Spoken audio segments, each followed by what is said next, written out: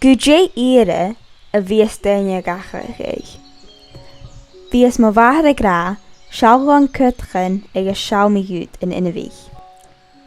Tá sin beo an dóin sóiríte le daine sóiríte. Agus, ag an am, chan nighean is muinchaigh ar bithe an dóis an bí difriúnte. Bhíos cúis daine is muinchaigh le gcéil ar an taimlíteach, agus na tróidías iad. At a ha cúit eile díreach a coint a dréthe tachas den drásta, agus a gabhamit mar a gabhamit. Tá cúit daine a sealtaín talent agus gcéil ar sonratícin at a haiad tast og, agus mar sin, tá tóir coimhneachain ar sonna féin chomh meas a gheas ar.